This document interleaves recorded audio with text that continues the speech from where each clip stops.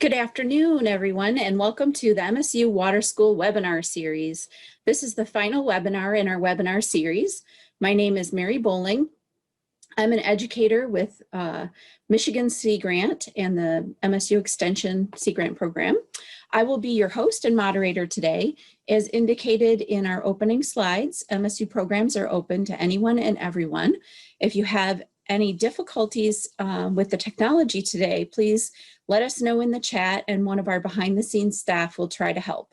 Today's webinar is being recorded and includes a presentation on water policy, followed by followed by a panel discussion and then a Q&A with our panelists and our presenters. And then finally, we'll wrap up with some closing remarks. So my colleagues will be behind the scenes monitoring the Q&A box. So as you have questions, feel free to drop those in the Q&A throughout, whether it's during the presentation or the panelists. And then my colleagues will let us know during the Q&A session what those questions are.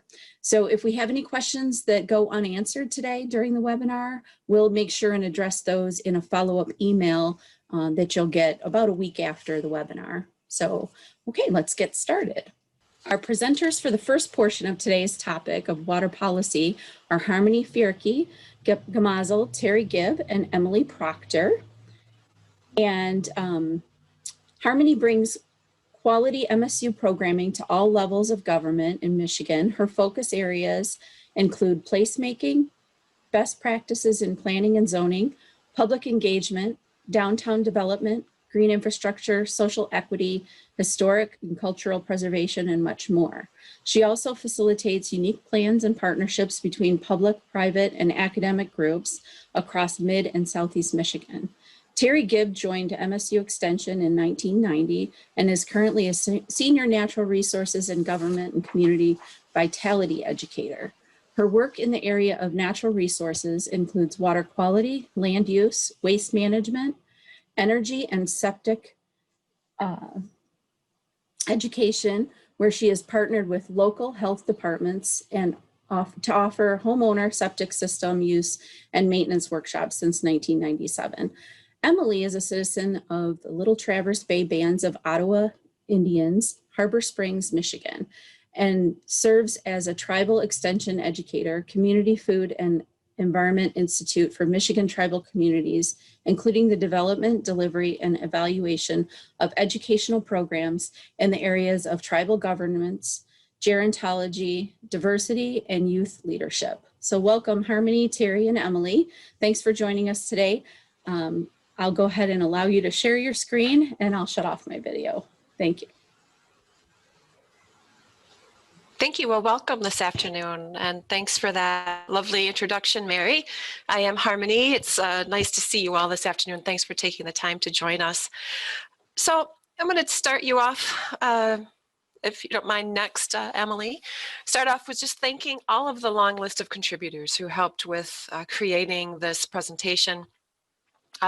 Historically, we've had quite a team at Water School, and I just want to thank those contributors who have helped put all of this together. Next. So,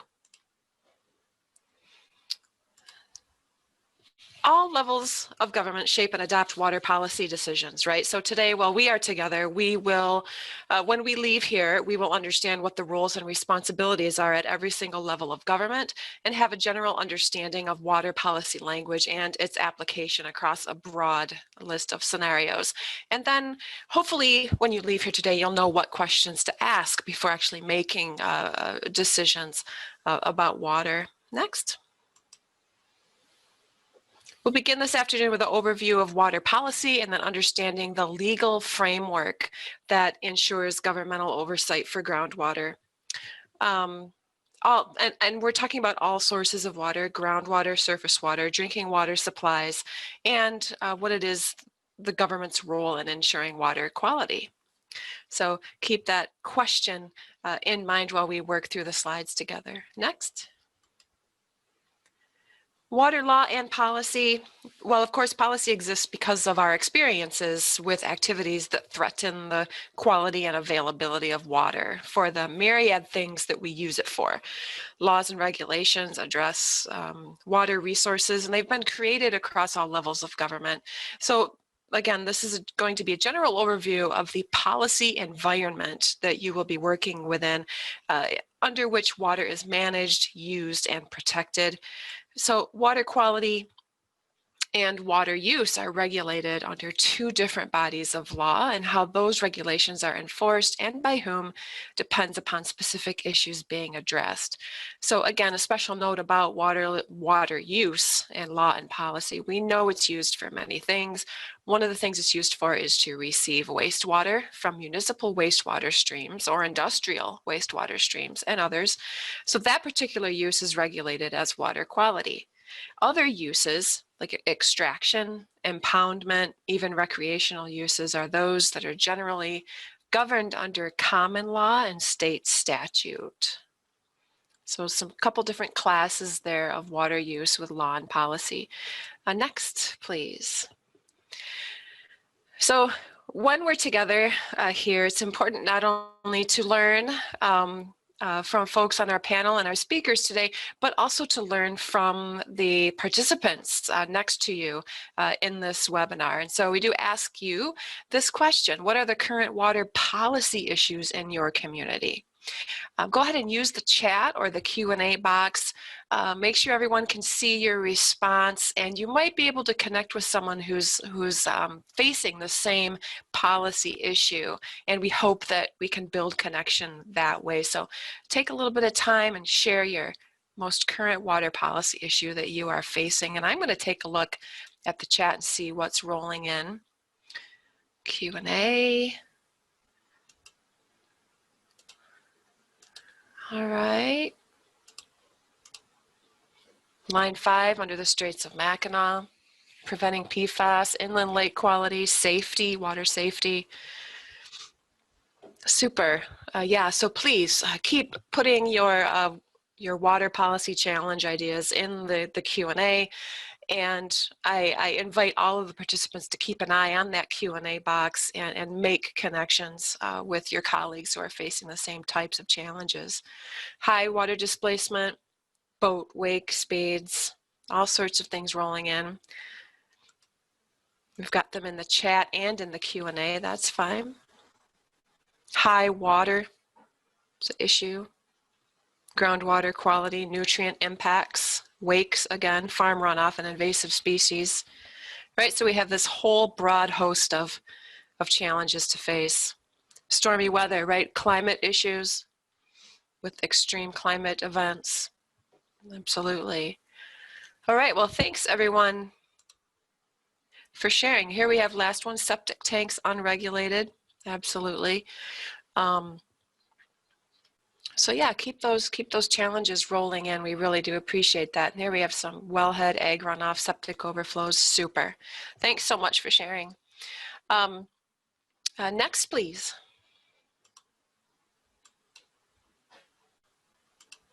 Water quality part 1. So almost all environmental regulations are grounded in federal laws intended to create a common level of environmental protection across the United States. The Federal Clean Water Act was one of the very first environmental protection laws passed by Congress. That Clean Water Act primarily addresses risks of contaminants entering surface water and groundwater. And it does set minimum standards for water quality.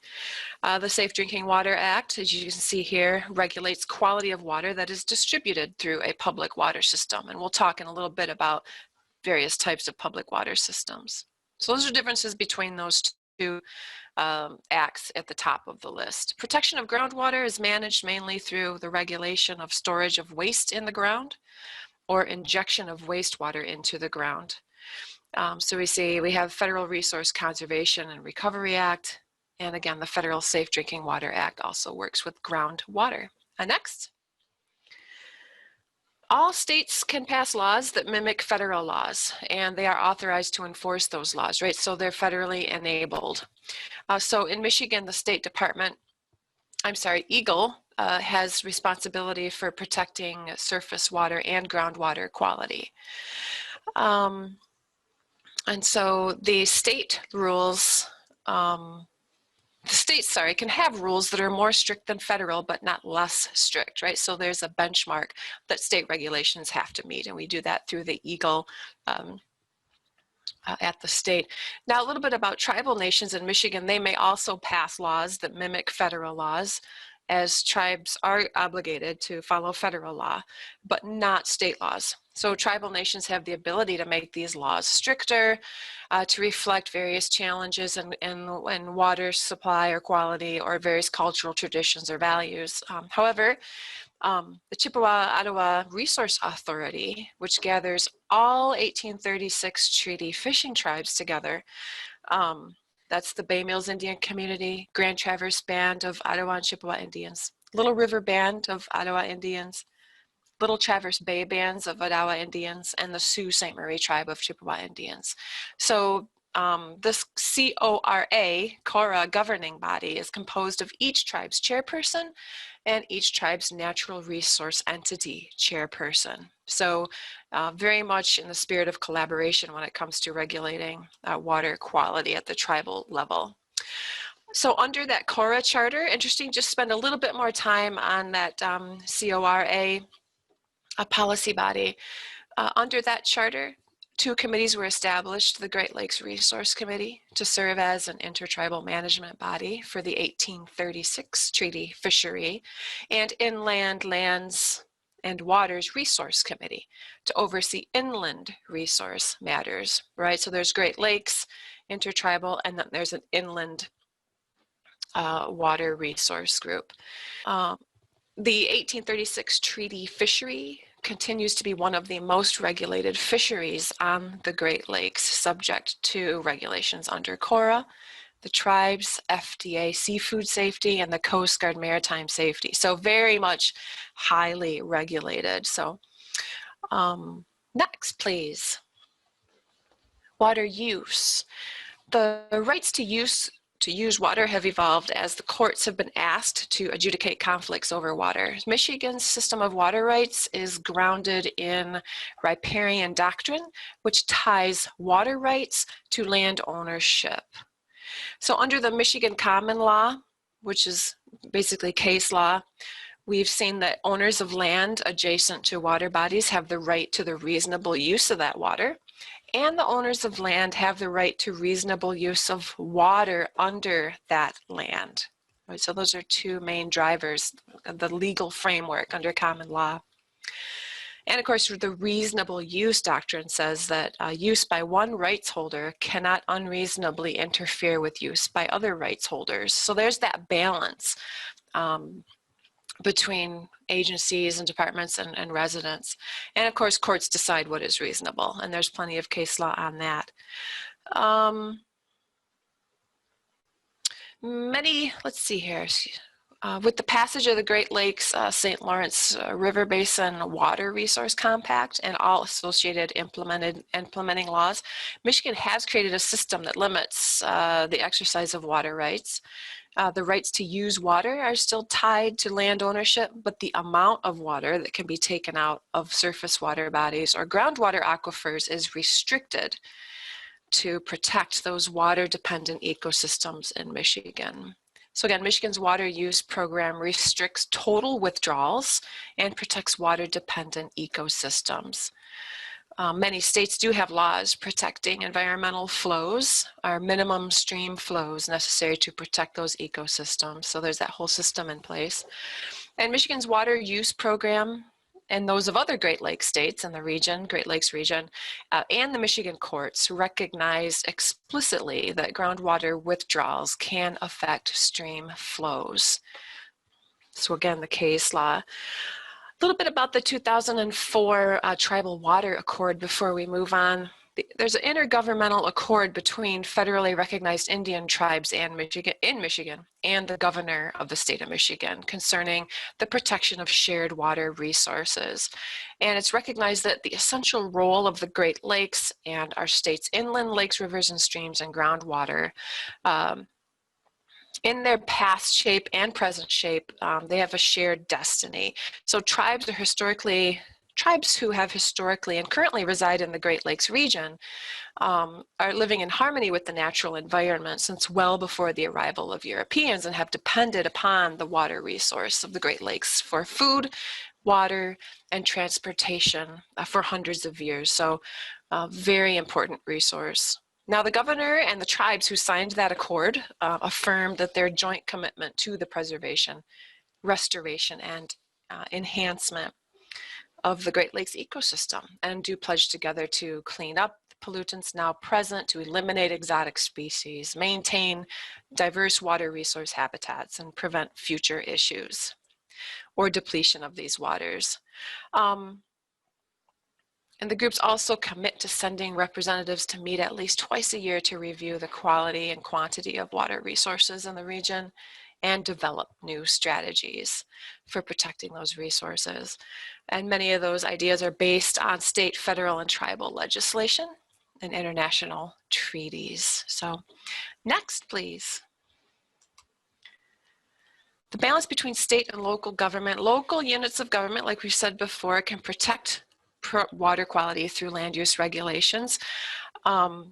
And the activities of a county health department or county drain commissioner's office, for instance, protect water quality at the local level. So anyway, local units of government can manage water demand through land use policy and also water quality. So state law preempts local government authority for most water quality and water withdrawal regulation. So when it comes to outright regulation of water quality and use, the role of local governments is limited. You know, state law is what is used to determine how clean is clean enough. And state law determines how much water can be withdrawn from surface water bodies and groundwater. But however, we do have to always remember local governments play an important role in implementing those regulations and meeting state standards, simply because generally a municipal water or sewer authority has control over that system and has to meet state regulations. So, okay. And next, please. Super. So this is just an overview of the various levels of government. If you aren't aware, it starts at the very bottom with local, responsible for day-to-day management of water systems. Then we go up to the state level with the various pieces of legislation and delegation of authority to locals. We have tribal above state, and of course they manage and monitor water systems and co-manage and provide data and also delegate authority. They are given authority to implement federal requirements. And then we do have that Safe Drinking Water Act at the top at the federal level. Rules, requirements and monitoring that we see in that state legislation all depend on the type of supply, number of people served, and a water source. Next, please. Just going to go through the levels of water systems so you understand where the various regulations really play into the type and size of systems that we're talking about. First off, type 1 is community public water supply, and there's type 2, which is non-transient, non-community public water supply. I've got a graphic here showing from the Lansing Board of Water and Light, just a very simple graphic that explains their public water supply system, and very clear icons there. I wanted to share that with you because the way drinking water is protected depends on the type of water supply. Michigan has been delegated authority to protect drinking water quality by EPA's Safe Drinking Water Act. And so EGLE's Community Drinking Water Program implements a program and has been doing so since 1976, and we categorize the systems. And so if we can understand those systems, you can better understand the legislation. Starting with type 1. The type 1 involves infrastructure that serves more than 25 people, more than 15 living units year round. These are people generally connected to city water or the municipal system. Type 2 involves infrastructure or 25 or more of the same people at a location for more than 6 months of the year, right? So we're talking employment locations that have the same 25 people there generally every day, schools and daycares. So just to Understand that. Next, please. We have the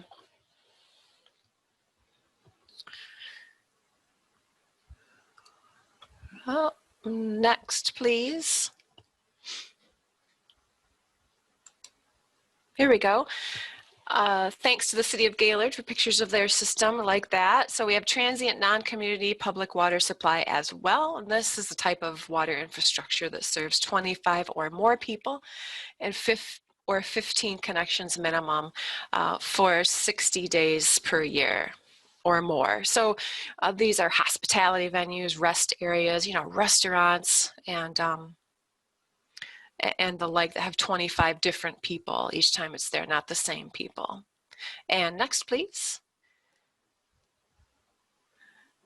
We have the type 3 public water supply. It's defined as a provision of water for less than 25 people, less than 15 connections, or a supply that operates for less than 60 days per year.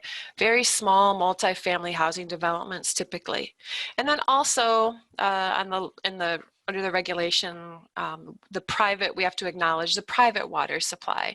And this is typically a water system that serves a single family home, and it is inspected and maintained privately.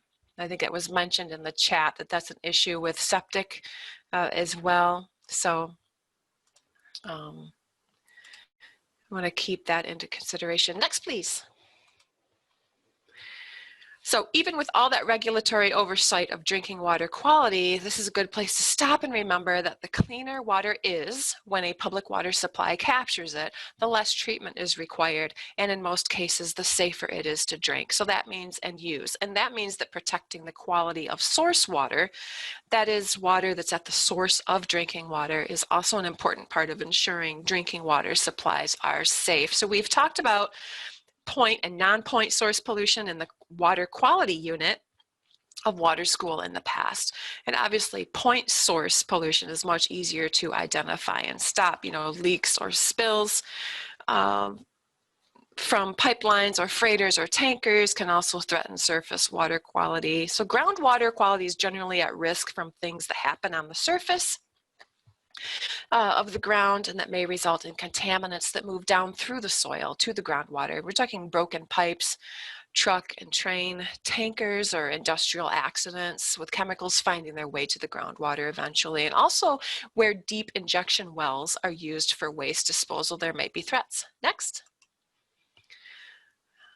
Okay, getting down to my last two slides here before we transfer over to Emily. So specifically then, now we know who does what when it comes to ensuring safe drinking water. At this point, I do want to mention that later on towards the end, you will be viewing a video about an excellent toolkit that helps connect you with tools for the various levels of government. So I want to whet your appetite a little bit for that video and that toolkit. But again, understanding what these local levels do when it comes to ensuring safe drinking water. So remember, local governments can't establish water quality standards and they can't regulate or monitor drinking water supplies. But local governments manage the public drinking water supply. They play a major role in making sure federal and state requirements are met. So it's a very important role at the local level, and it starts before the water actually finds its way into a public supply distribution system, and that's where we get into source water protection. So my final slide, we have just a list of the various entities here, and Emily and Terry are going to get into defining what these entities are in a few moments. But I just want to leave you with this very helpful bullet point slide that shows the federal, state, local, tribal entities that all work on water protection and water quality. And also mentioning the utilities, business and industry, our non-governmental organizations, and of course, at the bottom of the list, but not least, the individual. Right? We all play a role in protecting our water. So with that, I thank you for your time, and I'll turn it over to Emily Proctor. All right. Miigwech, Harmony. Annie, you'll notice that this particular slide and the next 4 or 5 slides, we'll be talking about tribal government and water policy. So what you see in front of you is a map of the Great Lakes, including state of Michigan, Canada, and surrounding areas, because when we talk about tribal governance, tribal nations, historically, we didn't look at boundaries, right? We looked at trade routes. We looked at places where hunting, fishing, gathering occurred. And you also notice that this graphic includes Anishinaabe-Moan. And at the very bottom, you see Nibi-Mijuan, which means water and where it flows along. So this map, again, of the Great Lakes includes Anishinaabe-Moan.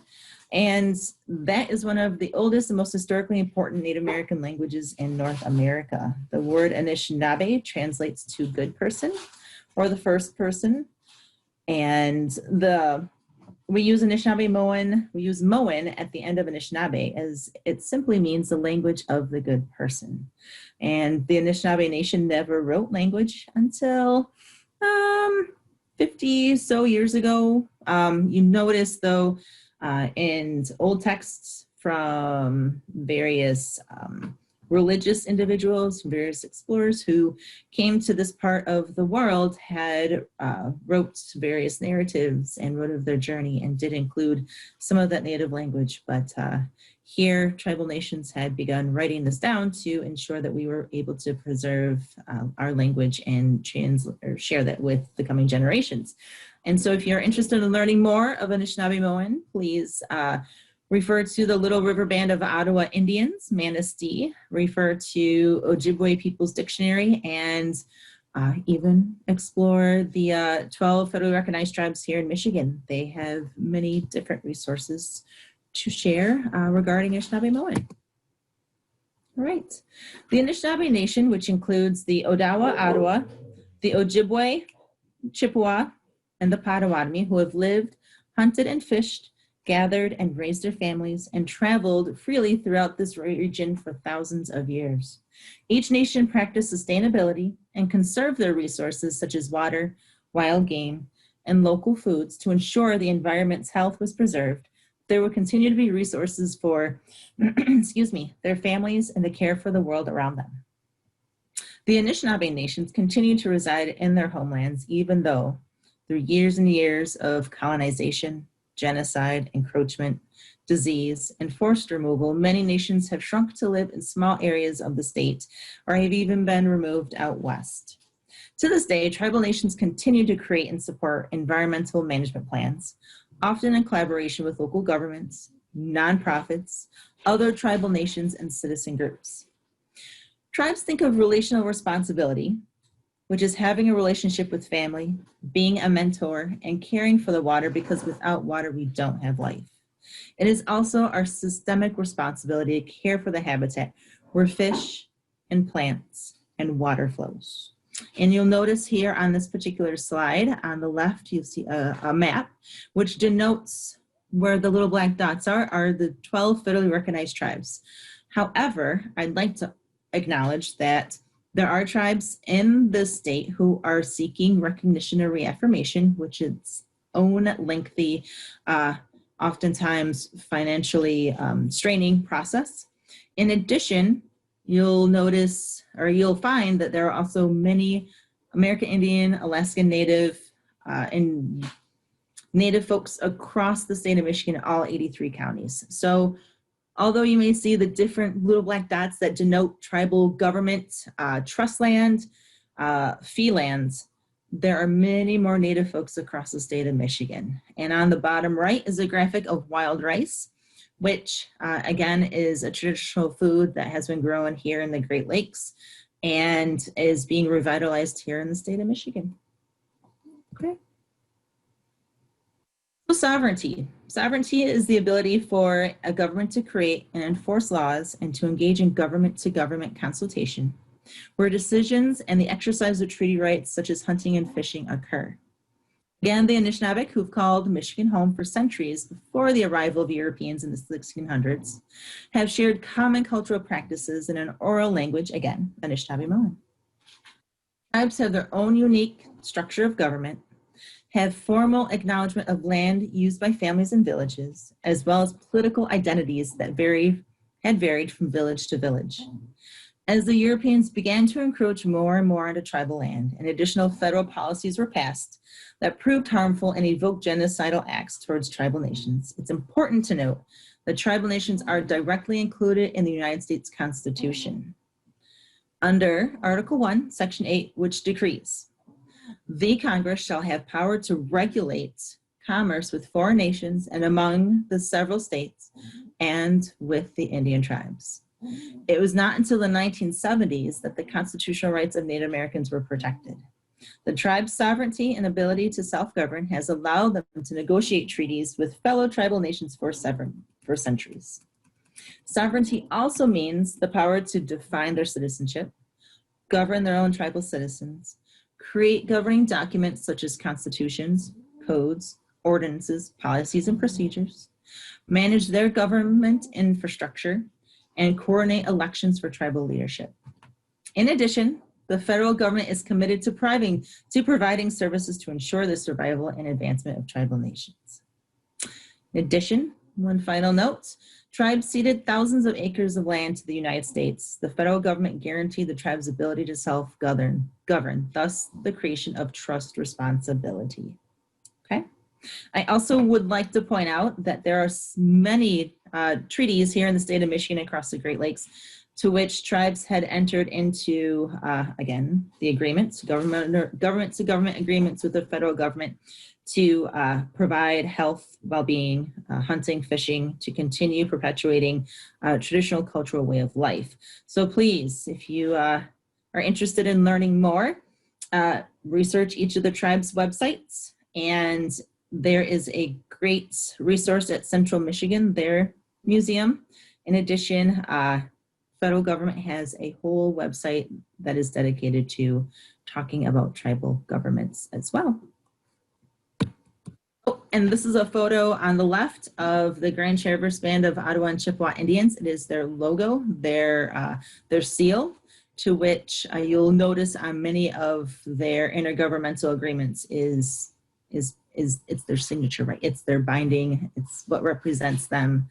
You'll notice each logo, if you take a look at all of them, have different facets to it. You might see an eagle, you might see Geomon, which is a canoe. You might see various trees. Those all have different meanings to that particular nation. And on the right is the signing of the Little Traverse Bay Bands of Odawa Indians, which is my tribal nation, the signing of a reaffirmation bill by President Clinton at the time. So that's many blood, sweat, and tears in the making for that to occur. So please, if you have a moment to research that piece.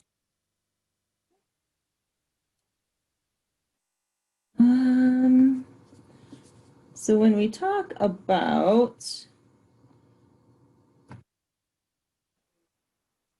intergovernmental relationships, tribal nations have retained, again, the right to self-govern, including access and use of natural resources. Tribal governments are another government that is part of the American government structure. Tribal sovereign governments similar to, I would say Michigan, states have their own sovereignty. You see Canada, who has sovereignty. Tribes also have sovereignty as well. Tribes can determine their own governing structures. And here, you'll also notice on the bottom left, those are our 4 traditional medicines, which it wasn't until 1978 that tribal folks, that tribes were able to practice traditional beliefs, have ceremony without imprisonment, without having to be brought forward for violating the law. So that's an important piece to remember when working with tribes, and especially when talking about protection of plants, wetlands, water. Those are all part of the culture and governing structure of tribal nations. And on the right is a photo of Fisheries Department, Natural Resource Department at Little Traverse Bay Bands. Okay. And I do want to point out too that each tribal nation has various philosophies, has various cultural teachings, has various elders who share those cultures. So when working in one tribe, what you learn may not necessarily translate to another tribe. though oftentimes you may find similar philosophies and themes. So it's important to ask questions. It's important to find an individual in that community to be your community guide, if you will, to mentor you in learning the different laws, learning the written and unwritten rules, if you will, and understanding there are different constitutions. There are 12 tribal constitutions in the state of Michigan. So when you're entering onto tribal land, how does that affect you? You know, what happens if you need to report an accident or someone breaks into your car, or if you have a question about conservation, right? Each tribe has their own different services, okay? And existing intergovernmental groups. You have heard mentioned already in previous slides about the Great Lakes Water Quality Agreement, about the Chippewa-Ottawa Resource Authority. I'd really like to point out two pieces here that you may not be necessarily familiar with, and that's United Tribes of Michigan, which is a consortium of 11 to 12 of the federally recognized tribes who meet on a quarterly basis, or as needs be, to work together to provide guidance to various municipalities. They deliberate, leadership deliberates, leadership has conversation about issues such as fresh water, education, when it comes to human trafficking, mascots. So it's an opportunity for tribal governments to work across tribal lands for the betterment of the Anishinaabe here in Michigan. In addition, Michigan Tribal Environmental Specialists meet quarterly as well. So if you have an opportunity to link into their meetings, great group of folks with so much knowledge from each of their communities. And I will turn this over. Miigwech for your time. Okay. Thanks, Emily. Hello, everyone. I'm Terry Gibb, and now we're going to briefly talk about two major issues for many communities regarding water. Next.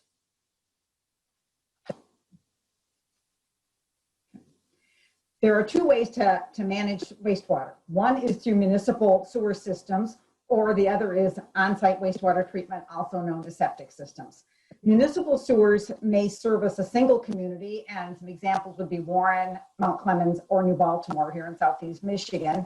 Or it could be a regional system, such as the Detroit system, which services hundreds of communities. For on-site systems, it's important to remember that Michigan has no statewide septic system code for small flows. A small flow is less than 1,000 gallons a day. And another important note is Michigan is only one of 2 states in the country that does not have a statewide sanitary code. Thus, everything is governed by local health departments, and health departments can be single or multiple counties and may have intricate differences in their policies. Each county can customize policies for their specific needs. This can make the system design and installation process challenging, since system designers and installers have to conform to all local codes, which makes it difficult for vendors to work in multiple jurisdictions. Some new innovative technologies in on-site wastewater are available that can meet wastewater needs in very innovative ways. But again, making those designs work in Michigan may be difficult because of multiple policies and codes at the local level. So basically, the existing policy is defined and enforced by 83 different counties with 44 different codes, because some health departments work together. And overarching all of that, you are required to have an NPDES permit for any surface discharge, regardless of amount. Next. Our next issue is stormwater management. And what is stormwater? Generally, it is runoff after a storm, but from a regulatory perspective, the focus is on urban stormwater, which is generated when runoff during and after a rainfall event is collected and conveyed to a stream, river, lake, wetland, or even an ocean. Stormwater management is important for 2 reasons. One is related to water quality and the surface water that receives the stormwater, because runoff can carry chemicals, bacteria, or sediment into these receiving waters. The second reason is that in developed areas with lots of impervious surface, when lots of rain falls in a short period of time, areas become flooded because the water collects and cannot run off fast enough. We're all familiar with the pooling of water on city streets during periods of heavy rainfall when the water collecting is faster than the water running off. Next. Okay. The amount of stormwater generated is largely a function of how much rain falls, how quickly it falls, and the amount of impervious surface. As was discussed in the water quantity unit, if more than 10% of the watershed is covered by impervious surfaces, issues begin to arise. The larger the percentage of impervious surface, the larger the volume of runoff that must be managed. Most of our built-up areas are very high in impervious surfaces, and this picture is a perfect example of that because it is almost nearly 100% impervious surface. In addition, we are also having flashier rainfall events, which means larger amounts of rainfall over shorter periods of time. And finally, another cause is our infrastructure.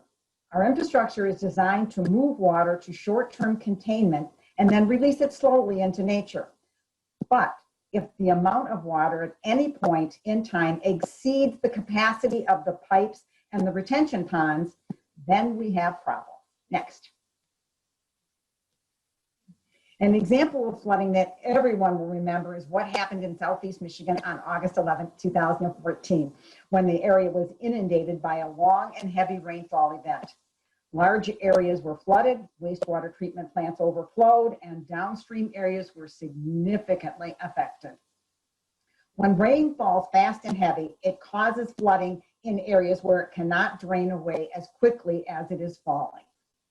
This graph on the slide shows how much rain fell each hour on August 11th at Detroit City Airport, and that's on the east side of Detroit. It shows that about 1¼ inches of rain fell between 5 and 6, and nearly 4 inches of rain fell over a 4-hour period between 3 and 7. And with all the impervious surface, it had no place to go except for the highways. And the picture on the left is what resulted. That is a picture of 696 in Warren. And as you can see, a lot of the cars were underwater. Flooding occurred because the stormwater management system did not have enough capacity to handle all the rain that fell in such a short period of time. Now, part of this was because across the region, the flooding was exacerbated because existing stormwater management infrastructure was not operating as it should have been because of power failures, vandalized equipment, and some other problems. However, you need to remember that even if all the infrastructure had been working to top capacity, we still would have had severe flooding because most systems are built for less flashy events and are scaled to the site and not necessarily to the area. Next. Okay. Stormwater is regulated under the Federal Clean Water Act. Michigan has been delegated the authority to implement stormwater management regulations. The Clean Water Act established a two-phase approach to stormwater management. Phase 1 was initiated in 1990 and required NPDES permits for municipal separate storm sewer systems, also known as MS4s, that serve populations over 100,000. And for runoff from industrial sites and runoff from construction sites of 5 acres or larger. The Phase 2 stormwater permit was issued in 1999. It extended the requirements to smaller MS4s in urban areas and to construction sites of 1 acre or more. The rules include requirements for stormwater management plans, implementation of control measures, and for some entities, it required monitoring of stormwater flows after storms at some outflows. We talked about tribal nations, and you know that they follow federal laws as well as their own individual laws that they have established. So the basic framework is that federal and state rules establish the water quality criteria for stormwater and receiving waters and approve stormwater management plans. Counties and local governments focus on where the water comes from, how it is collected, and where it ends up. County level involvement also comes from authority granted by the state for enforcing soil erosion and sedimentation rules, and also the regulations in the state's groundwater code through the Drain Commissioner's office. And we'll talk about that in just a sec. Townships, cities, and villages manage stormwater by managing land use, including various types of development ordinances and the installation of stormwater controls. Next. Okay, a drain commissioner is also could be called a water resources commissioner or a public works commissioner, is an elected official in county government in Michigan who is responsible for the planning, developing, and maintaining surface water drainage systems under Public Act 40 of 1956. Unlike other county-wide office holders, drain commissioners were created by statute and not mandated under the Michigan Constitution. Drain commissioners are elected on a partisan ballot in presidential elections for a 4-year term, so that we know that every county just either re-elected or elected a new drain commissioner back on November 3rd. Today's drain commissioner's goal is to balance the need for proper drainage with water quality and natural resources management in a cost-effective manner to maintain public health benefits. They are responsible for stormwater management, soil erosion, protecting water quality, and ensuring good drainage to prevent flood issues. In counties with a population of under 12,000, the office of Drain Commissioner may be abolished, with its statutory duties and responsibilities being performed by the county's Board of Road Commissioners. Next. Okay, local governments have the power but are not mandated to take actions that will greatly reduce the risk of contamination of source water. Some examples of things that can be done locally are we can use zoning to prohibit land uses that pose high risk of contamination in areas that overlay or in close proximity to the source water areas. One way that local governments can help protect source water. In addition, local site plan review standards can include containment standards for hazardous substances, and zoning requirements for low impact design are another way to help protect water quality. If you use wall-to-wall zoning ordinances, that would require the kind of site plan review across your entire county.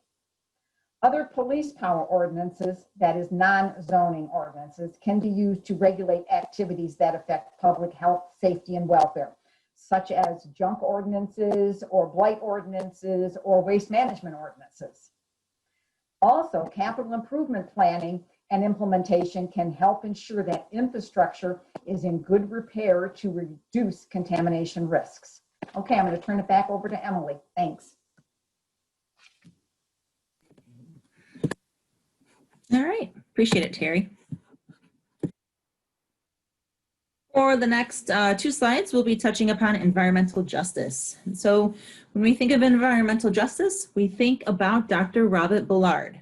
Dr. Bullard is considered the father of environmental justice. He is the former dean of Barbara Jordan Mickley Leland School of Public Affairs in Texas, and also a distinguished professor of urban planning and environmental policy. And you'll notice there are 2 quotes from him.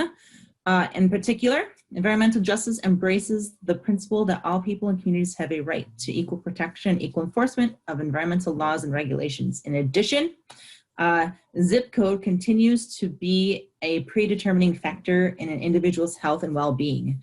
So when we look at policy, it's important to, again, look at the National Environmental Policy Act of 1970, then again in 1994 with the Executive Order 12898, which established the responsibility of each federal agency to make achieving environmental justice part of its mission by identifying and addressing, as appropriate, disproportionately high and adverse human health or environmental effects of its programs, policies, and activities on minority populations and low-income populations. So, again, please take a few moments to research Dr. Robert Bullard and his website, and that of the plethora of resources there.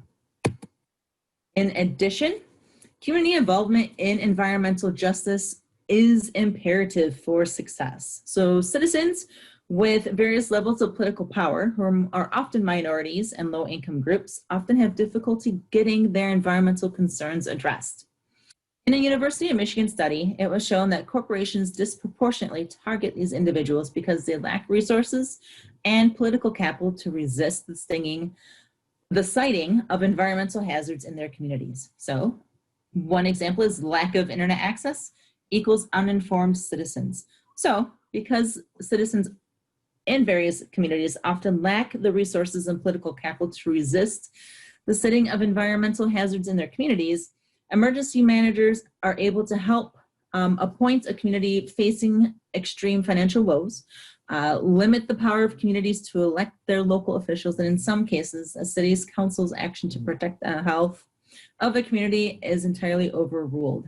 So again, looking at equal protection under laws, meaningful involvement of people, right? How are you able to create plans to make phone calls, to ensure that you have internet accessibility, that you distribute information, that you give time and every effort possible to engage your citizens in your community to ensure that you create a healthy, equal access and inclusive environment for your community and citizens. Okay, so what can you do? Again, continue to build trust. Listen to your constituents. Listen to those who are doing the work, right? Who have boots on the ground, okay? And an example I'd like to share with you is First National People of Color Environmental Leadership Summit defined 17 principles of environmental justice. Again, a few of those principles include environmental justice affirms the sacredness of Mother Earth, ecological unity and the interdependence of all species, and the right to be free from ecological destruction.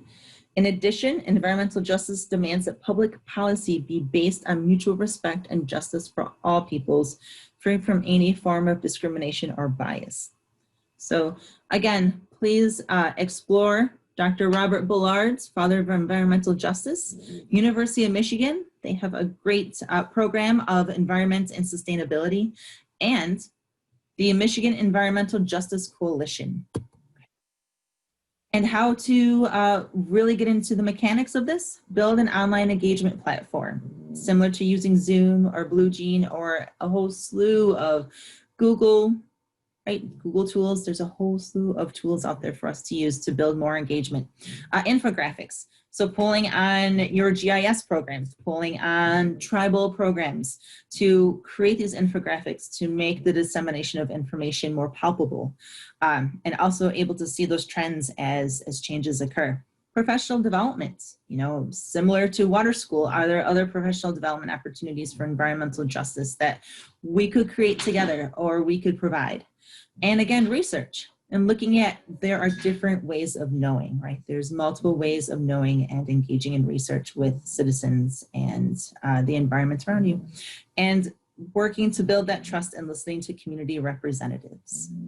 Okay. All right. And we have Harmony next, I believe.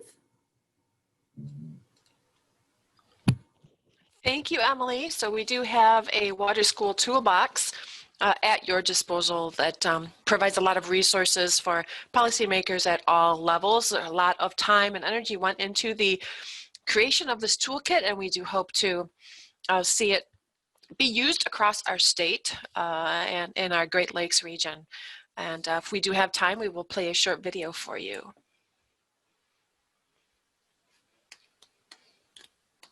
Short video describes the MSU Extension Water School Water Policy Toolbox and how you can use it if you have questions about some water policy topic. The Policy Toolbox was developed as a resource that someone with water policy questions could access for more specific information. The Toolbox also gave us an opportunity to provide links to lots of information that is way too detailed for an in-person discussion. Also, an important objective of creating the Toolbox was to give our Water School participants some practice in the kind of research that's needed when a water policy question arises. Here is the link to the Water School website where you can find the Water Policy Toolbox. Catherine Johnston and Rachel Nenteza were undergraduate research assistants working with Dr. Pat Morris. The Water Policy Toolbox grew out of a discussion about how best to provide water policy information to participants in Michigan State University Extension's Water School. Federal, tribal, state, and local policymakers all have a hand, to some degree, in passing laws and writing rules related to water resources.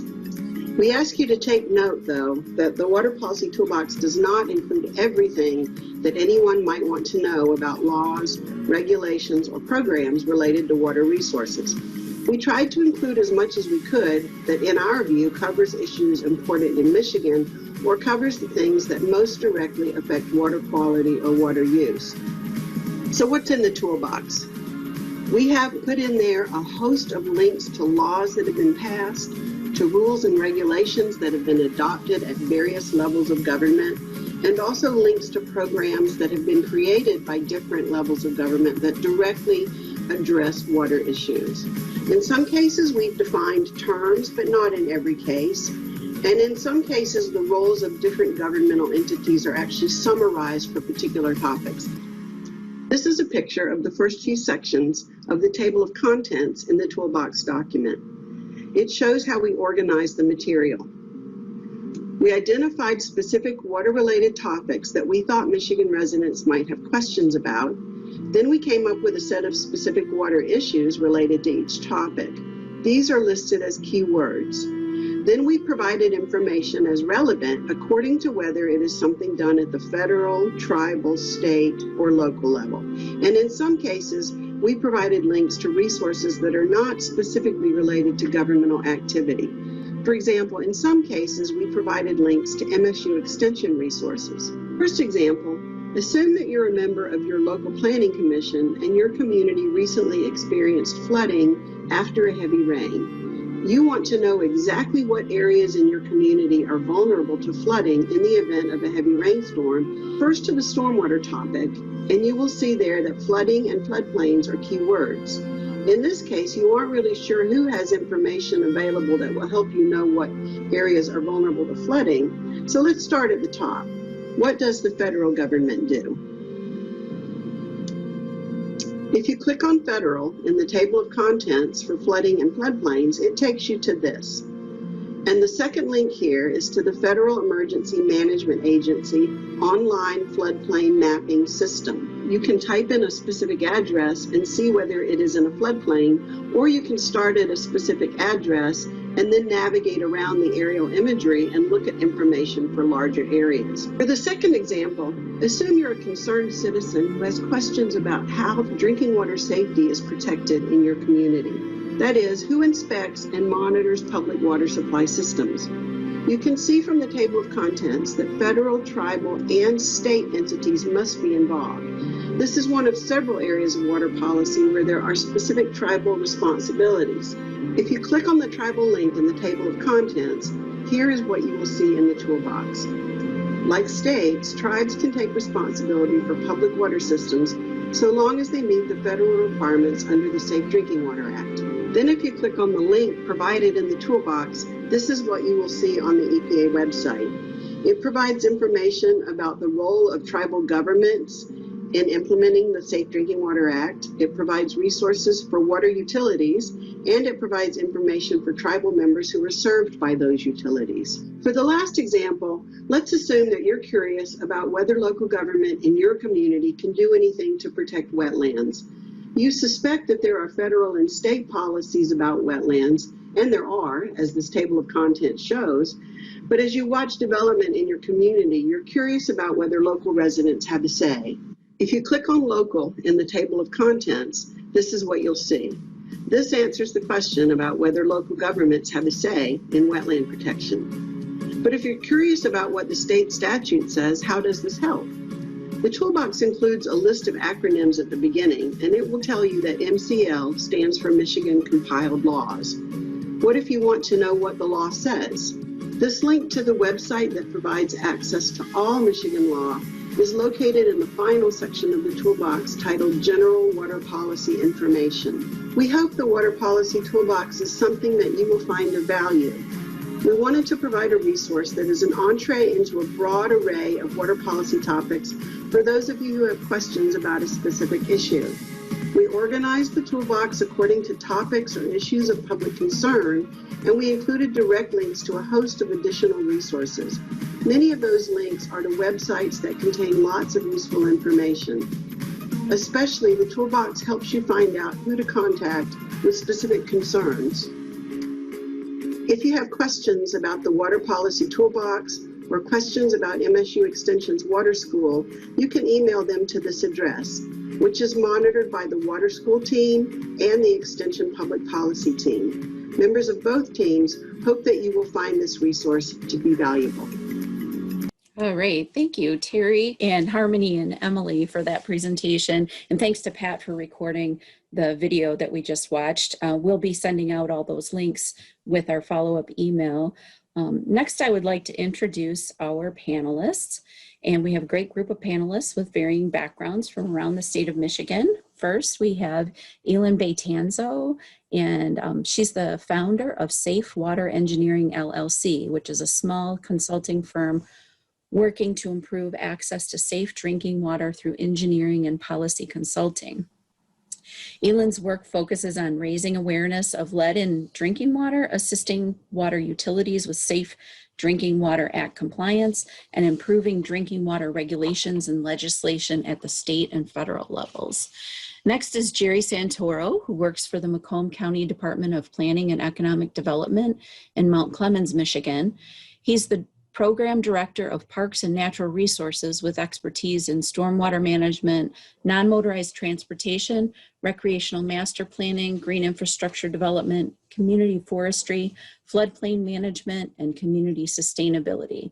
In his tenure with Macomb County, he has worked both locally and regionally to develop the framework of sustainability programming in urban forestry and freshwater conservation.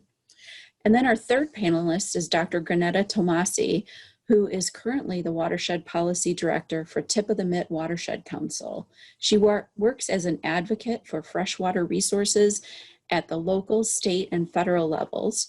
She is the primary author and researcher for a book called Freshwater Issues, which was published in 2003, and is currently involved in planning for a new book on marine estuary and reef restoration efforts in the face of climate change.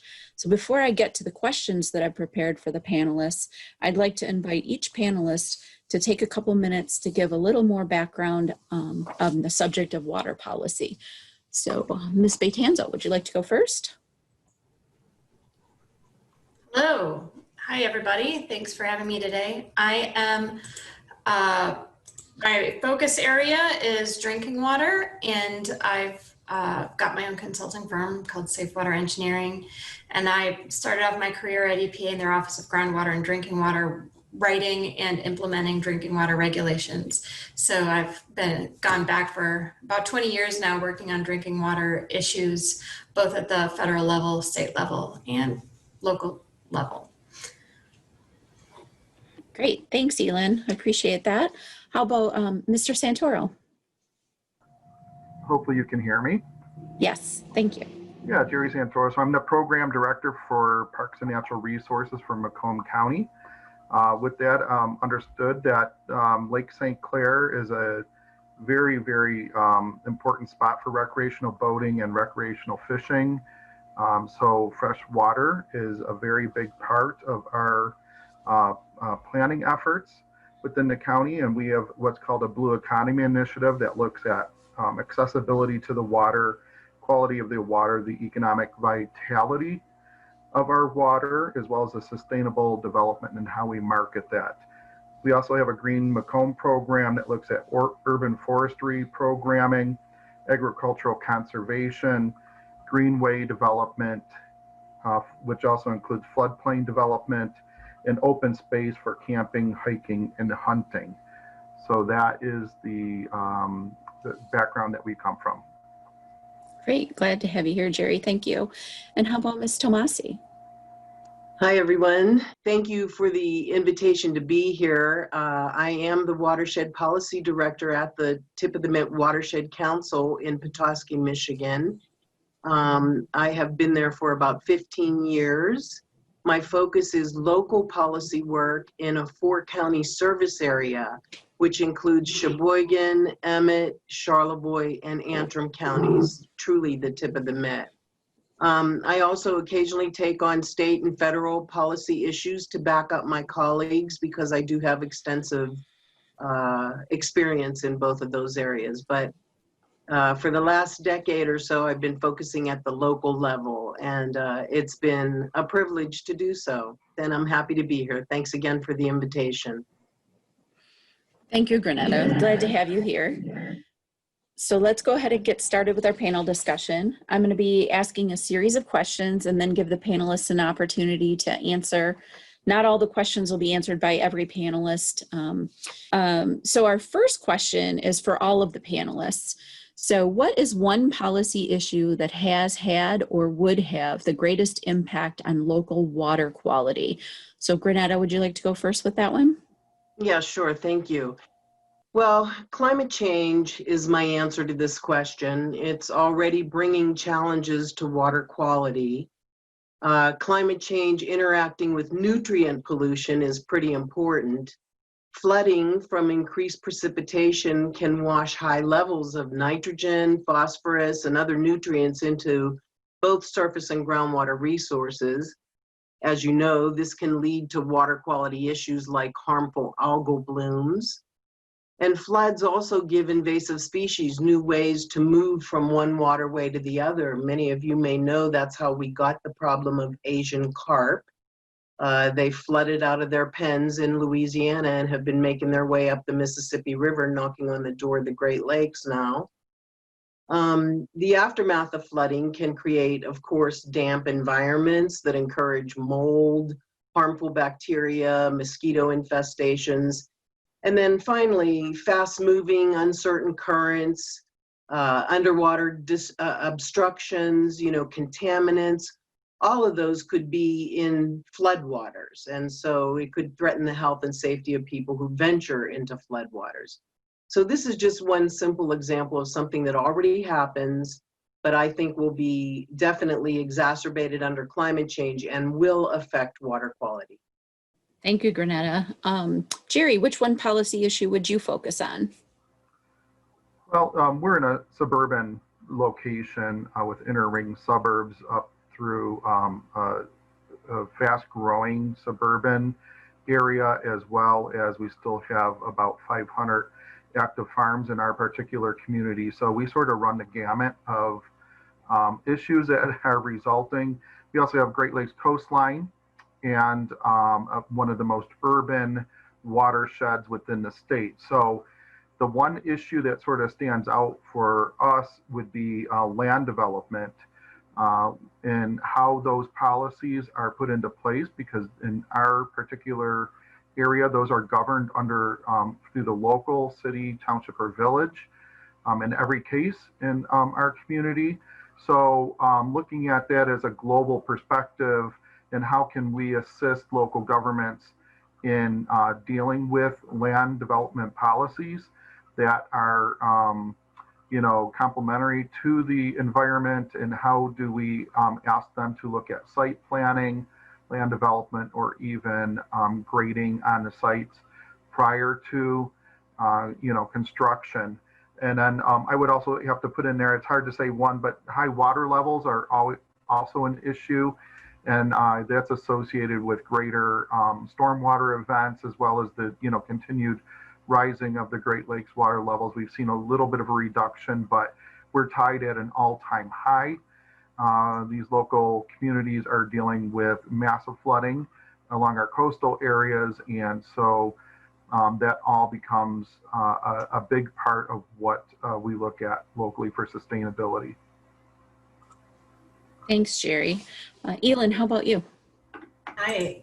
So looking at this from a drinking water perspective, I would say how we manage our water infrastructure and our water utilities has a great impact on our water quality. The way we have our water systems in Michigan, if you include all the different categories of regulated water systems, we have like 10,000 of them in the state of Michigan, and it's very complicated to make sure that everybody is in compliance and providing safe drinking water.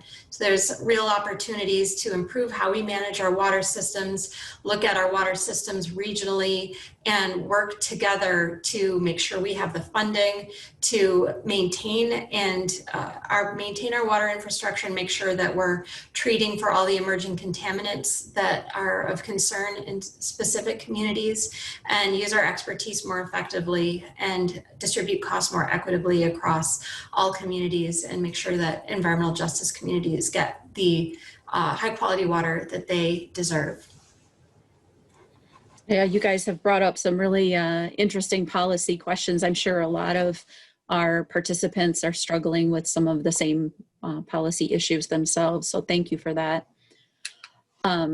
Next up, we have question number 2. How can elected and appointed officials better work to ensure safe drinking water? So Granetta. Well, the best thing I can think of to get stakeholders, including local officials, working together for water quality is to invite them to participate whenever you research, write, and implement a watershed management plan. Stakeholders help investigate the watershed and create an inventory that will identify assets, threats, priority areas, and critical areas. And then after the plan is written, the same stakeholders help implement it by taking on specified tasks that are named in the plan to protect existing high water quality or work to improve areas under stress. The entire process is just conducive to fostering partnerships and implementing action steps, and local governments can be involved in that and partner very effectively. Thank you. Elam, what are your thoughts on this one? I think there's a real opportunity here for our elected and appointed officials to get educated on the drinking water requirements that your local water system has, ask questions, and get to know what's happening at the community water system. Local elected officials have the ability to get educated and make sure water systems are following through on all of their responsibilities to provide safe drinking water. It's important to trust but verify, because the Michigan Department of Environment, Great Lakes and Energy doesn't have the capacity they need. They don't have the resources and the budget to properly enforce and oversee all of our drinking water requirements in the state. So this is a huge opportunity for our local officials to stay on top of this to make sure that safe drinking water is available. Also, working with the water system to build strong relationships with the community. It's important to openly share information with the community. We've seen in some communities, they've developed a lack of trust with their water systems. In many cases, it's because there's not a free two-way exchange of information. So their local elected officials can provide opportunities for residents to learn about the issues and give real input into the decision-making process, and provide space for residents to ask questions and get answers from the water system. So elected officials leading this way can really establish that as a norm within your community. Thanks, Elam. That's really helpful. So our next question is for Granetta. Would a state sanitary code help protect water resources? We heard a little bit about state sanitary codes already, but just wondering what your perspective is on this one. Yes, thank you. As Terry noted earlier, Michigan has health department districts, and they're made up of a health department in partnership with counties. So for example, the health department in Northwest Michigan covers Antrim, Otsego, Charlevoix, and Emmett counties. Each of those health districts creates a sanitary code. And in our experience, those are very good because they take local geological conditions into consideration. All of these sanitary codes include regulations for the siting, construction and installation of new septic systems, which Terry also mentioned earlier. For us, the problem is that unfortunately, that's the end of it. Those sanitary codes have lots of conversation or lots of regulation related to new septic systems and how to put them and where to put them and why to put them where they go. But once they go in the ground, there's no legal requirement to ever look at them again in Michigan. And that is what we want to see changed. We would like to see a statewide requirement that septic systems undergo some kind of periodic inspection. Currently, the only exceptions to this are approximately 11 counties or townships in the state that have something called time of transfer or point of sale ordinances in place. Those require septic system inspections anytime a property is sold or transfers ownership.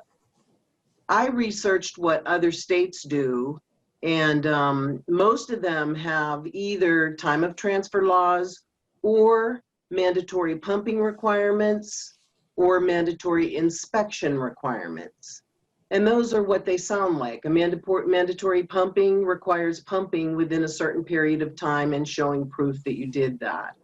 Mandatory inspections require periodic inspections, and then the property owner only pumps if it's needed, and they also make other corrections that are needed. We believe Michigan should have statewide minimums requirements for oversight of all septic systems.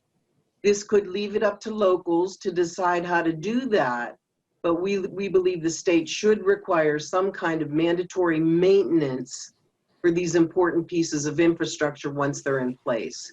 And you can access the research I've done on this at our website, which is just www.watershedcouncil.org.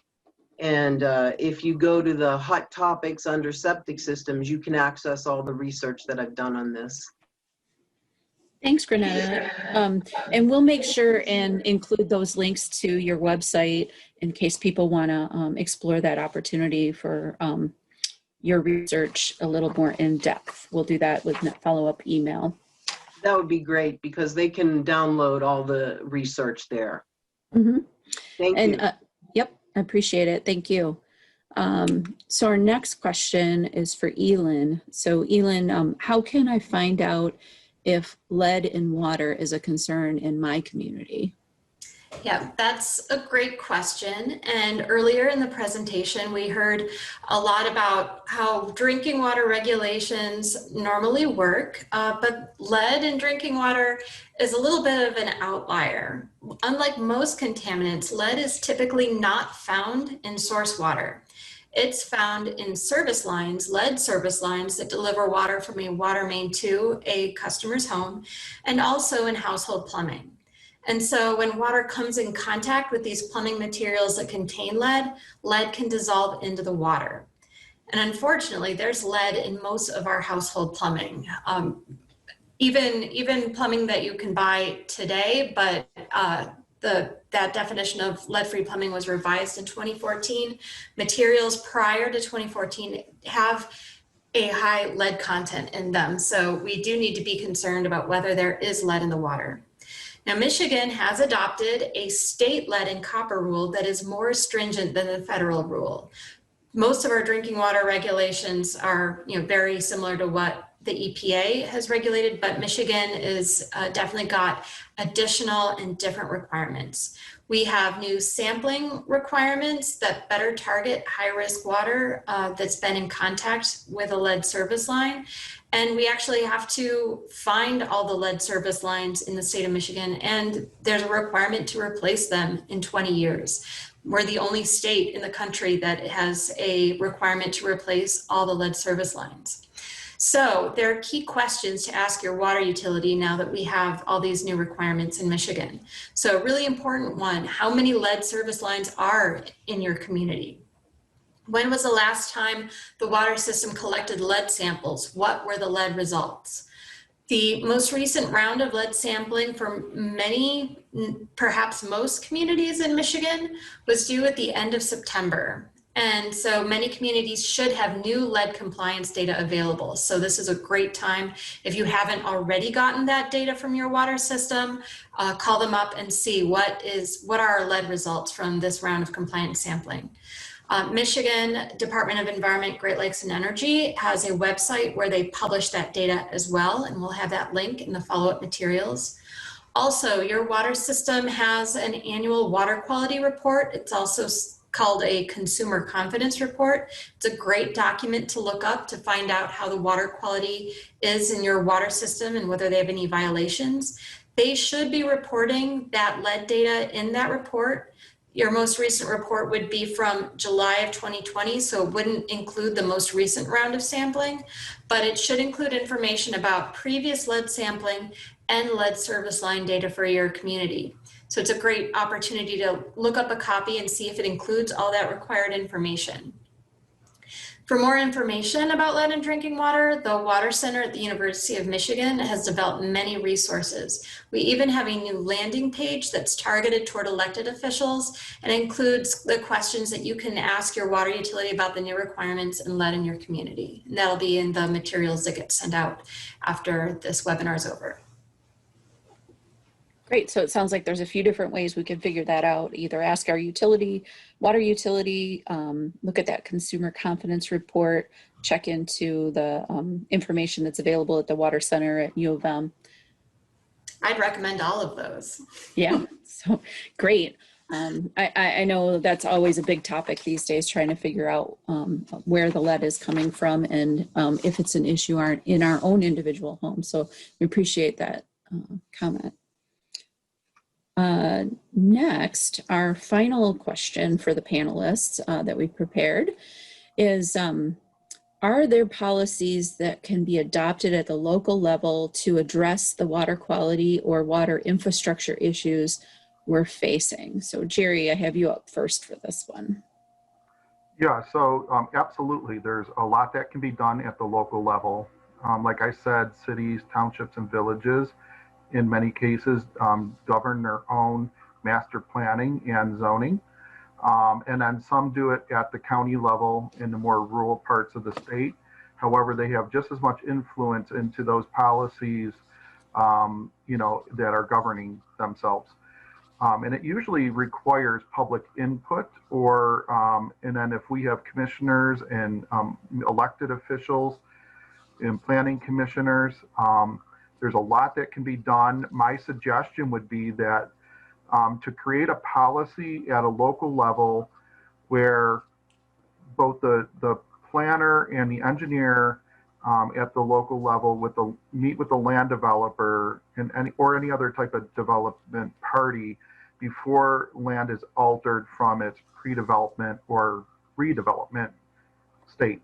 So that means that you try to have a pre-meeting at the time of an application so that you can see everything that's on the table, because a lot can be done right up front to assist, a developer in properly engineering or planning their site to have very little impact, both in water storm quantity as well as the quality based on some of the standards that they can implement. So what would that look like? Local governments should look at potentially a natural resources overlay district that would sort of identify where natural features are on particular sites and what has greater value into the land development. Quite often real estate that is developed in such a manner has a higher real estate value when you're completed anyway. So there's sort of that offset. There's natural feature setback ordinances that are also of value. However, on-site stormwater attenuation standards are a great way of looking at how does a site develop and still deal with these stormwater related issues that allows that water to go back and recharge through, like, it could be as small as a rain garden or a bioswale or even a large retention or detention pond that's designed correctly right up front that will allow that to happen. It cools the water off, allows it to attenuate back into the water table, and it really does assist with the water quality standards. Now, if you have redevelopment, green infrastructure policies are becoming more and more popular. That is looking at ways that parts of the site could be redeveloped or additions can be made to a site that sort of offset some of the storm water that might be incurred on those particular locations. I would also say that in really dense areas that are hard for redevelopment, and typically everywhere, urban forestry standards should be complied with. Now, USDA through the Forestry Division recommends that each community have a 40% tree canopy coverage once the trees are mature. And so, you can look at, there's very few communities in the state of Michigan that actually meet that standard, especially if you're in a suburban or urban area. However, it is possible. We are seeing more and more communities look at that. Washtenaw, Ann Arbor is one area that's taken it very seriously. Macomb County now, we have identified 12 particular communities that we're partnering with them in developing these standards. And that's a redevelopment standard as well. So when you do have redevelopment on a particular site, you can ask them to meet those standards, and there's ways you can calculate that with iTree and other free software online. These tools are becoming more readily available, especially if you have a GIS, geographic information systems at the local level. Those can be partnered very, very simply. And even identifying it with, federal or state level photography allows for a certain amount of standards to be completed when you're looking at those particular types of development standards or redevelopment standards. Thanks, Jerry. Granetta, would you like to go next? Sure. We work with local governments in our Fort County service area on lots of green infrastructure, as Jerry was talking about, and other types of development and restoration projects. This includes design and on-the-ground installation work. We also do restoration of wetlands, shorelines, that type of thing. We also offer advice on local ordinances that address water quality issues. And for an example, we're partnering right now with a couple of agencies, academia, and local governments to incorporate climate change and fluctuating water levels into local ordinances related to setbacks, vegetative buffer zones, alternatives to armoring shorelines on the Great Lakes coastline, and that type of thing. So yes, lots of policies, lots of local policies impact water quality. There's lots of opportunities to preserve high quality and restore stressed water resources. Thank you. Thank you. Appreciate that. How about Elin? I'm going to give you the last word on this topic. Okay. So I mentioned before that we have new lead service line replacement requirements in Michigan, and you may have heard some concerns about replacing lead service lines in your own community. Perhaps there are some funding concerns or concerns about authority there. So there may be local ordinances about how the service line is owned and how work can be done. So there's an opportunity here to look at your local ordinances. One thing I like to do is to check if lead service lines were ever required in the community, because there are actually several communities that required lead service lines in order for homes to get hooked up to the public water system. And I think if you know that history there, it might affect how you move forward with making sure those lead service lines are removed. But you can check how ownership is currently outlined in your local ordinances, and there may be changes you can make to make it easier for your water system to remove those existing lead service lines. And another thing I always like to point out is that there's nothing saying you can't go above and beyond the requirements in the Safe Drinking Water Act. If you see something that you think your water utility could do to do better and more outreach, or some opportunities, there's nothing saying that you can't do more. So you can always encourage them, even though if it may not be something written in statute or in a requirement, we can always voluntarily go above and beyond the requirements to do better for our water consumers and make sure that they have all the access to information they need to protect themselves when they're drinking water in their community. Great, thanks, Elin. You all have given us a lot to consider. So very insightful responses to my questions. I appreciate it. Now it's time to hear from all of the participants on our webinar today. So hopefully you've been submitting questions into the Q&A or the chat. If not, please go ahead and do that now. And then for the next 20 minutes or so, I'm going to turn it over to my Sea Grant colleague, Geneva Langland, who will pose your questions to all of our speakers and our panelists. Remember, if we don't get to your question today, we'll address them in our follow-up email next week. So Geneva, what's the first question? Hi, thank you, Mary, and thanks to all of our wonderful speakers and panelists today. These questions are being asked of all of you, so I would invite anyone who has an answer to jump in as they see fit. So we'll start with one about policy around emerging contaminants. There's always a timeline between when an emerging contaminant is identified as a threat to drinking water and when it actually becomes codified as something that it can be protected against. Where are we on that timeline with microplastics in drinking water? Well, on microplastics, I don't think we're anywhere close to having any drinking water requirements. At the federal level, we have the unregulated contaminant monitoring rule.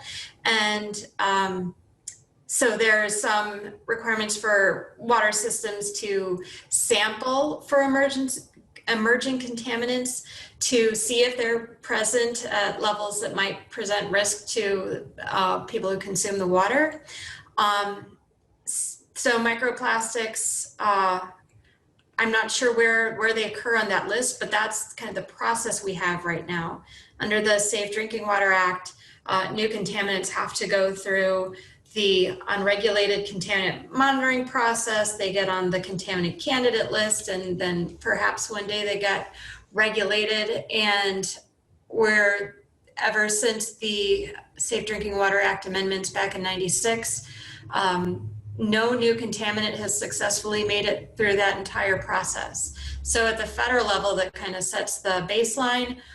We're not doing well on that process, but Michigan is a little bit ahead of the game there. Michigan issued new requirements for PFAS contaminants this year. So we are more likely to be making progress at the state level than on the federal level with emerging contaminants. The only other thing I would add would be that if that is a issue that is recognized, locally, that there is a means for you to bring that, whatever that issue is, like microplastics or whatever the contaminant might be, up to a higher level. It can be reported to your health department.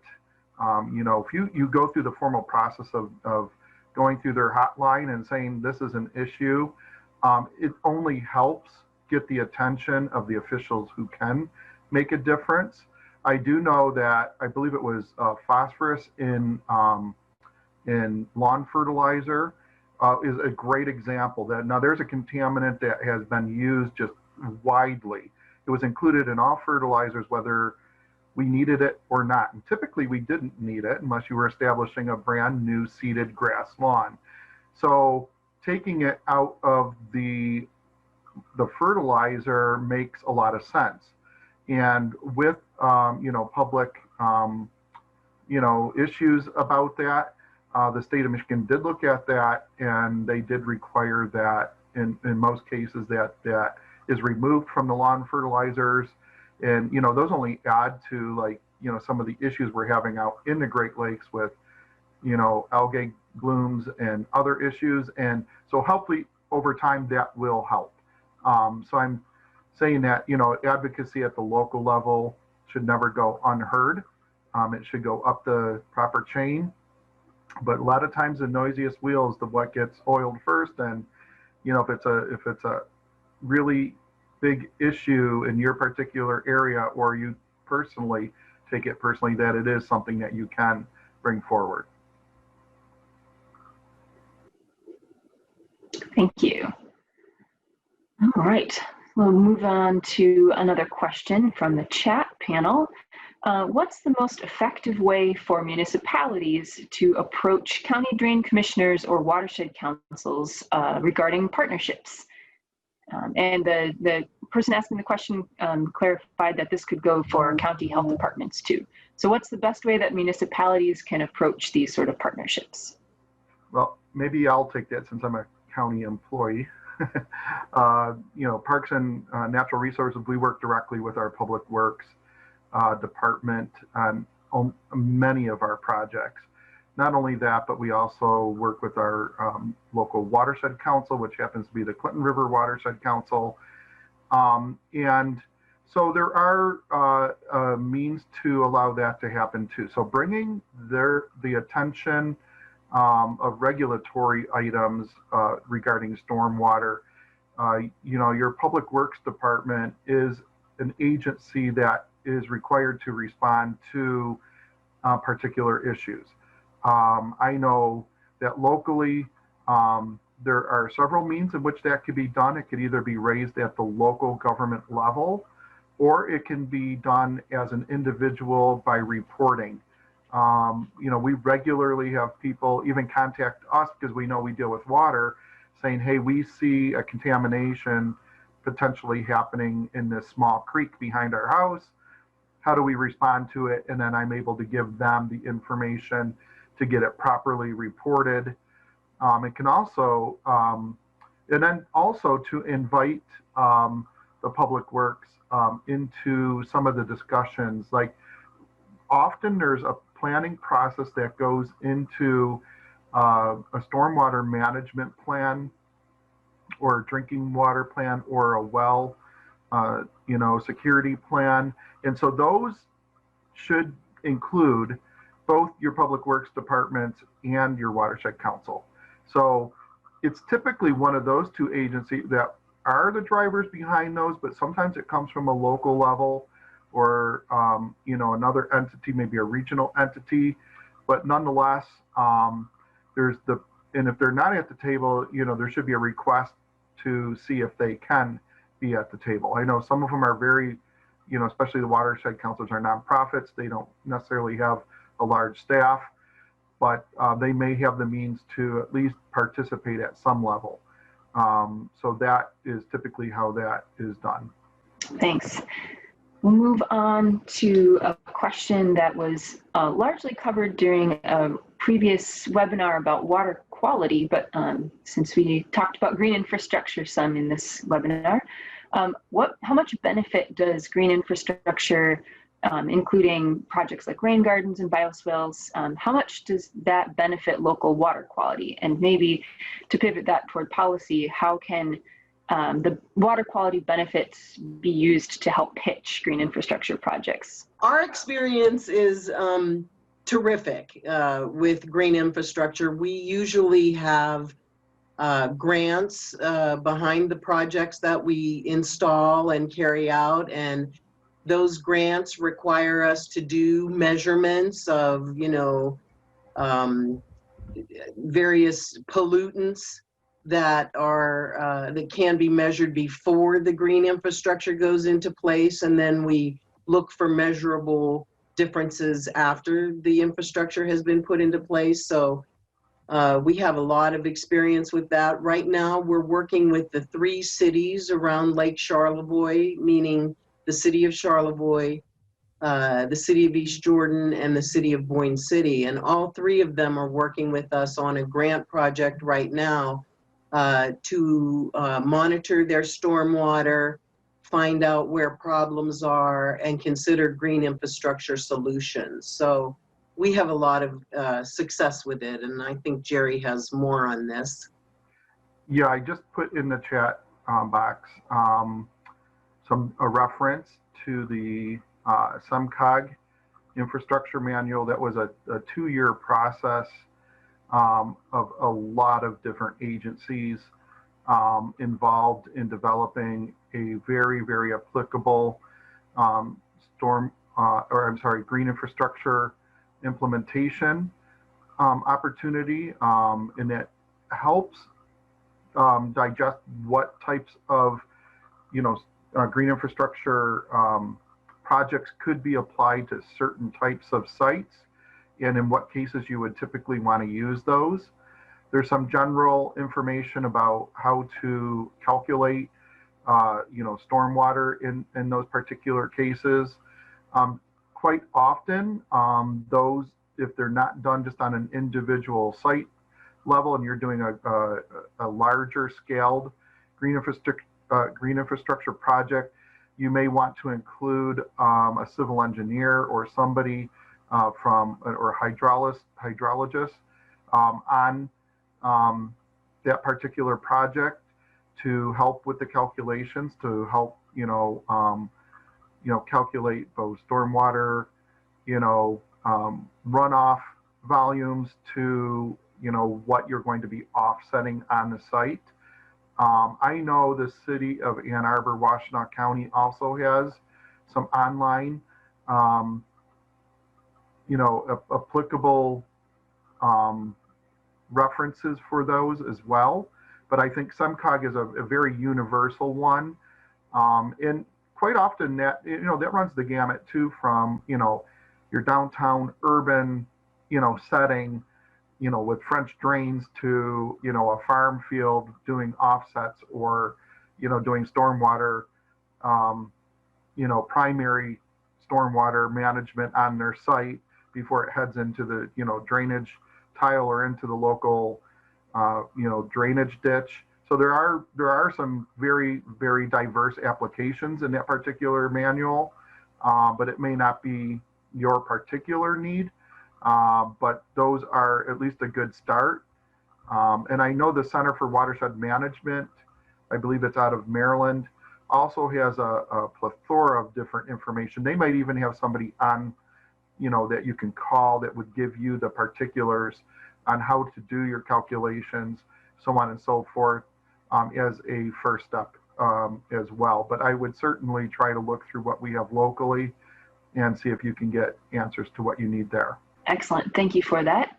We have a few more minutes to ask questions. So if there are any others, please feel free to submit them into the Q&A box. We do probably have more here than we'll be able to get to, but we'll be following up after the webinar with an email that addresses any questions we can't answer in real time. So please keep sending those on in.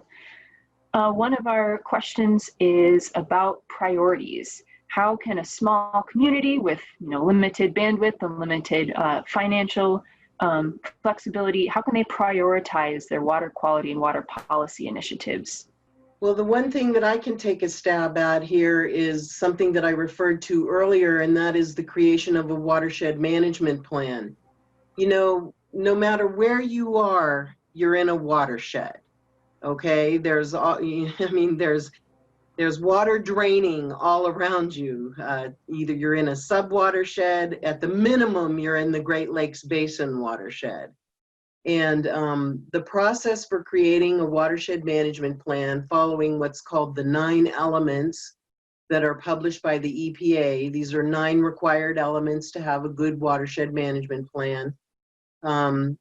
I would encourage that process because it does identify threats and strengths, and this could help to prioritize some of the steps that you might want to take at the local level, and if it's a smaller watershed, you can really wrap your wits around it, wrap your hands around it, and use it very beneficially. I think that's one tool that could help you to prioritize.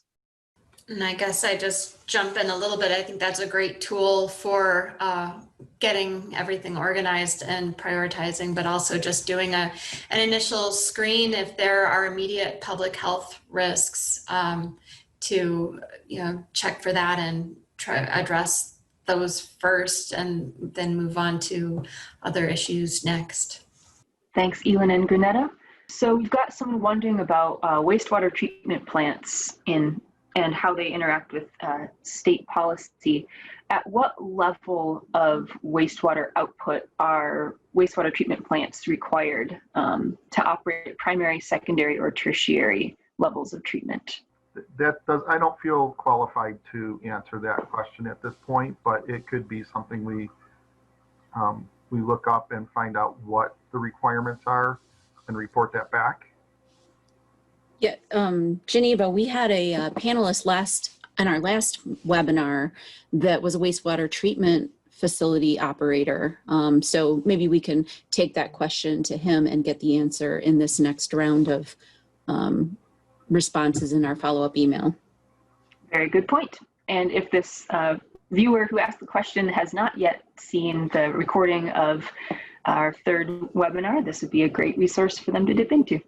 Got a question about communities, especially in northern Michigan, that are small enough that their stormwater isn't regulated by state or federal governments.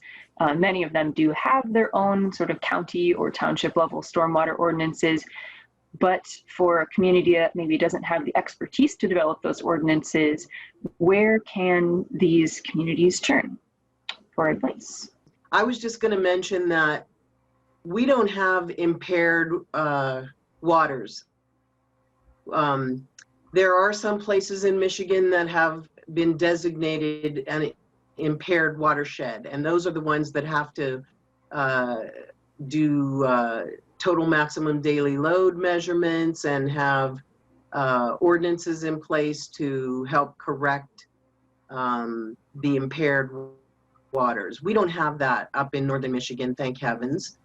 We don't want to get there, and that's why we do lots of work to address stormwater runoff. And there used to be county stormwater ordinances to regulate construction, stormwater that runs off during construction and that type of thing, which is what we deal with all the time. And back in 2006, those county ordinances were all rescinded because of a letter from the AG's office answering a question from Grand Traverse County, and basically said that counties can't control flooding. So most of those stormwater ordinances were repealed and done at the local level. But what we did in Charlevoix was all the individual townships, they didn't feel like they had the resources and expertise to administer and enforce those kind of stormwater ordinances that used to be done by the county.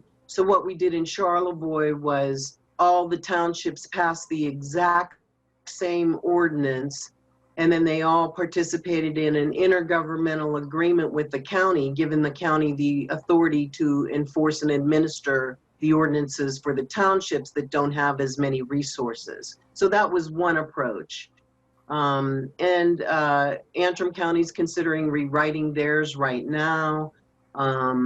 Emmett County dealt with it by incorporating it into their site plan review process. And I don't know what Sheboygan's doing.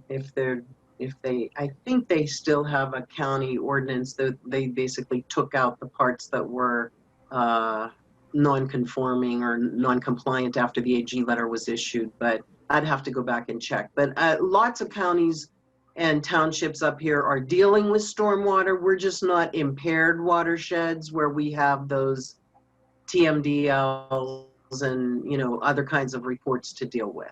I hope that helps. I think, Granetta, just to add to that, some smaller or more rural locations, sometimes they do have those issues. And in that particular case, the EPA does have local grants for what, called, Public Advisory Council and maybe a local area of concern. would be the agency that would be, it's a quasi-public, but local officials come together to, figure out what types of applications need to happen in their particular locations to address any of those issues that, cause it to be, listed is an area of concern. So I would say that if that's the case, then that should be governed under, that's typically under a watershed council or some other agency. You could call, the local Eagle office, and they can help you determine, what that would be in your particular location. Excellent, thank you. I think we've got time for one quick question. Back when in earlier part of the presentation, when we asked for people's local water issues, many of you mentioned septic systems and septic management. What are some strategies for educating communities about septic systems and how to maintain them, and how to get some sort of community level regulation or ordinance around septic systems? I can take that one since I do a lot of septic education. We've been partnering with the health department since the late 90s to educate residents. And the reason the health department has been so interested in partnering with us is because they need it as their accreditation. So that's a big in if you want to get in there and work with them, because they know what their local ordinances are. So what I would suggest is contact your health department and approach them about doing a program. You can also contact me, because we do homeowner education on septics regularly. We do webinars, now that we've gone virtual, we do a lot of webinars on them. And in fact, we did one back in May that we had about 140 some people on, talking about how to maintain your system when you're there 24/7. Another thing that we do is we have a septic education webpage through MSU Extension, and that has videos that are public domain. You can put them on your site, do links to them. We have a short one that we partnered with Maura to do, and it's just the basics. What is a septic system? So for educating, and we have a lot of resources. You just need to hunt them up, and probably a good place to start is at our website, because we also link to the EPA, who has a whole plethora of information and resources for their Septic Smart Week program that they do every September. So there's a lot of ways to do that if you're looking for actual programs. Another thing that's available for your, if you want to educate your professionals, your installers, your pumpers, your designers, there is a professional course, online course that is available. And I think that will be starting again probably in January. So there's a number of resources out there. So even if you're not ready to move on to some ordinances of your own, like a point of sale or whatever, getting people educated there's a lot of resources out there to help. And can I just say, Terry, that every presentation that I do a shameless commercial for the Michigan State University Extension website because it's so full of great information and educational materials. So we thank you for having that out there. Well, thank you for promoting. And we'll make sure that we find those links on the website specifically about septic resources and get those into the resource roundup that goes to all of our viewers at the end of the webinar. With that, we are out of time for the question and answer session. Thank you to everyone who asked, and for those of you who answered, I will now pass it back to Mary to close us out. Thanks, Geneva. Those were some really great questions and answers. So we do appreciate everybody who submitted a question. If we didn't get to your question, don't worry, we will answer it in the follow-up email. Before I go today, though, I do want to recognize the financial funding that we've received from the Herb Family Foundation and Pure Oakland Water. And I also want to thank the entire Michigan Water School team who've worked over the last 6 years to develop this program. We've only been able to hear from a few of them during the webinar series, but many have contributed behind the scenes. And then finally, a thank you for the technical expertise from those on the Michigan Water School Statewide Advisory Council. These webinars wouldn't be possible without the contributions of everybody you see here on the screen. And then finally, look for that follow-up email that we've been talking about. It'll have the link to today's recording, and that will be closed captioned so that you can listen to that later. And we'll have all of the previous recordings that we'll share with you as well. And then the water quality related resources, water policy related resources that we shared with you today, and then answers to any of those questions that we didn't get to. And we'll also have a more in-depth video of how to use the toolkit along with the link to that toolkit. And we'll be sending a message after that with a link to an online survey. It should take less than 10 minutes for you to provide your feedback on the survey, and that will help us improve future water school events. So thank you again for taking the time to join us today. Have a good evening, everybody.